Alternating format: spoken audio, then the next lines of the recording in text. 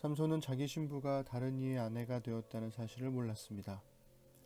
삼손은 미안했던지 새끼 염소 한 마리를 가지고 신부를 찾아가지만 이미 다른 사람의 아내가 되어버렸다는 사실을 알고 분노하죠. 그의 분노는 정당한 걸까요? 화가 난다는 이유로 신부를 버려두고 아무 말도 없이 집에 가서 한참이나 연락이 없었던 것은 삼손이었습니다. 그런데도 그는 자신의 분노를 블레셋 사람들에게 쏟아버립니다. 블레셋 사람들의 재산을 싹 다 불태워버린 거죠. 이 일로 인해 결국 딥나의 여인과 그녀의 아버지는 죽임을 당합니다. 수수께끼의 답을 알려주면 살 수 있을 거라 생각했지만 결국 죽음으로 끝이 났죠. 삼손은 너희가 이런 식이라면 이라는 말로 눈에는 눈, 이에는 이라는 식으로 장인과 신부를 죽인 블레셋 사람들을 무참히 사륙해버립니다. 사건은 더욱 커집니다. 삼손의 일로 블레셋 군대가 유다를 치려고 군대를 일으킵니다. 그들은 우리에게 행한 대로 우리도 되갚아 주려고 라고 말하죠. 삼손이나 블레셋이나 비슷한 생각을 하고 있는 셈인데요. 유다 사람들은 전쟁을 막기 위해 삼손을 설득해서 블레셋 사람들에게 넘겨줍니다. 그리고 삼손은 나귀의 턱뼈로 블레셋 군대를 초토화시켜버리죠. 오늘은 사사기 15장 1절부터 20절을 읽어드리겠습니다.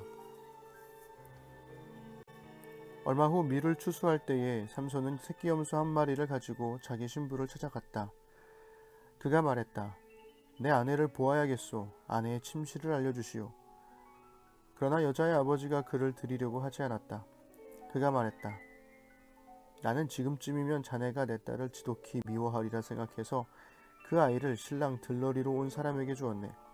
하지만 그 밑에 여동생이 더 예쁘니 그 애를 아내로 맞으면 어떻겠는가. 삼손이 말했다. 더는 못 참겠소. 이번에는 내가 블레셋 사람들을 쳐 부수어도 내 잘못이 아니오. 삼손은 나가서 여우 300마리를 잡았다.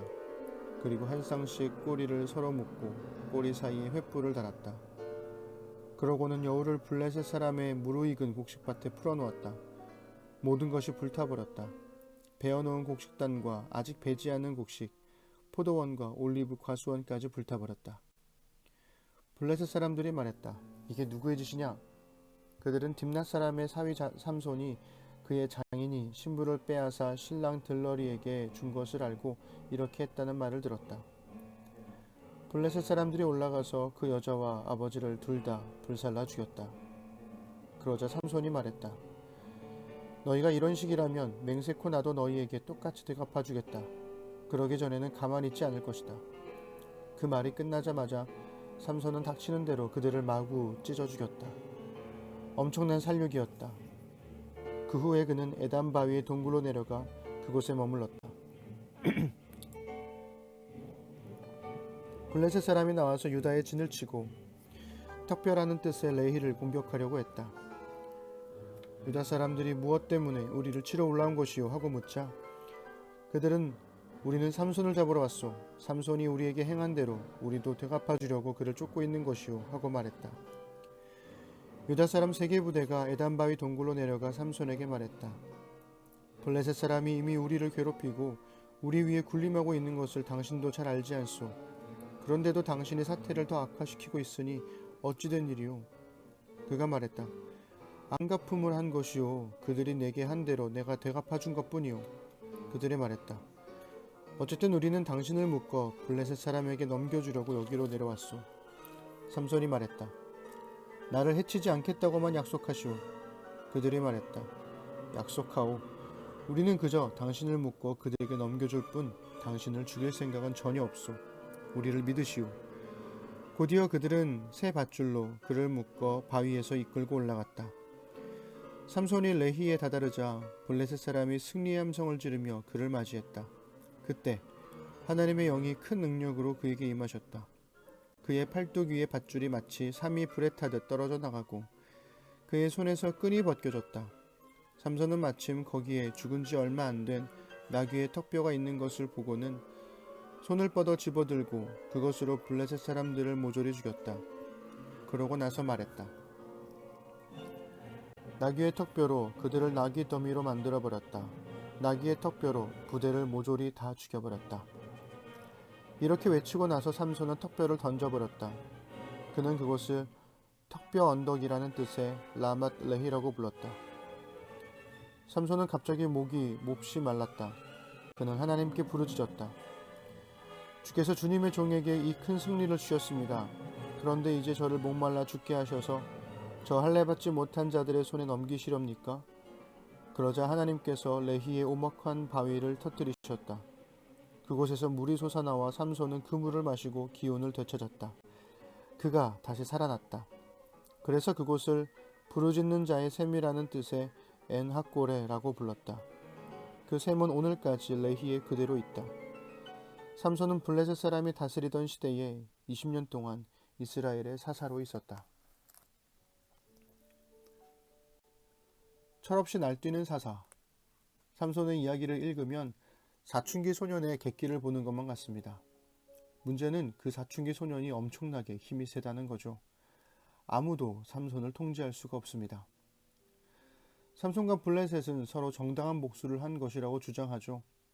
삼손이 나귀 턱뼈로 군대를 몰살한 건 블레셋이 쳐들어왔기 때문이고, 블레셋이 쳐들어온 건 삼손이 블레셋 사람들을 죽였기 때문입니다. 삼손이 블레셋 사람들을 죽인 것은 블레셋 사람들이 장인과 신부를 죽였기 때문이고, 그들이 그런 만행을 저지른 건 삼손이 그들의 재산을 불태워버렸기 때문이죠. 그렇게 한 이유는 삼손의 신부가 블레셋 사람과 결혼했기 때문이고, 그것은 삼손이 혼인잔치에서 화가 나 그냥 집으로 가버렸기 때문입니다. 그가 그냥 집으로 간 이유는 수수께끼 때문이고, 이렇게 끝도 없이 이유 앞에 또 다른 이유가 들러붙습니다. 그렇다면 처음부터 정당한 복수란 없는 거 아닐까요? 삼손은 죽은 지 얼마 안 된 나귀의 턱뼈로 블레셋 사람들을 도륙하죠. 이것은 바싹 말라서 단단해진 뼈가 아니라 아직 무름뼈로 싸웠다는 삼손의 힘을 보여주기도 하지만, 나실인인 삼손이 또 한 번 시체를 만짐으로써 나실인 규정을 어겼다는 것을 보여주기도 합니다. 그는 하나님의 영으로 싸웠지만 그 순간에도 율법을 어겼죠. 무엇보다도 삼손은 승리했지만 승리의 노래엔 하나님에 대한 언급이 한마디도 없었습니다. 이 노래에 나오는 나귀와 더미는 모두 히브리어 하모르로 동임이어입니다. 우리 시대에 아모르 파티가 있다면 삼손에게는 하모르 파티가 있었던 거죠. 그리고 삼손은 그가 승리한 곳을 턱뼈 언덕이라는 뜻의 라맛 레히라고 부릅니다. 여기서 이름을 불러주다라는 말은 히브리어 카라인데요. 삼손이 목이 말라 하나님께 부르짖었다라는 말도 히브리어 카라입니다. 자기 승리를 즐거워하고 자랑하며 이름을 부르던 삼손은 목이 말라 죽을 위기에 처하자 그제서야 하나님께 부르짖고 이 모든 승리가 하나님의 것임을 고백합니다. 하나님은 삼손에게 물을 주시고 삼손은 그곳을 부르짖는 자의 샘이라는 뜻의 엔하꼬레로 부르죠. 마지막 절은 그가 사사로 20년을 있었다고 말하지만 블레셋의 압제로부터 자유로웠다거나 평화가 있었다는 말은 보이지 않습니다. 오히려 삼손이 사사로 있는 동안에도 이스라엘 사람들은 블레셋의 압제를 당연한 듯 여기죠. 자기 욕망과 개인적인 복수에 사로잡혀 하나님이 주신 힘을 제멋대로 사용하는 삼손. 사실 삼손의 모습은 우리와 크게 다르지 않습니다. 모두가 을이라고 생각하지만 누군가에겐 갑이기도 하죠. 자신이 가진 힘을 자기 욕망과 개인적인 복수에 사로잡혀 사용한다면 저도 당신도 삼손일 수 있습니다.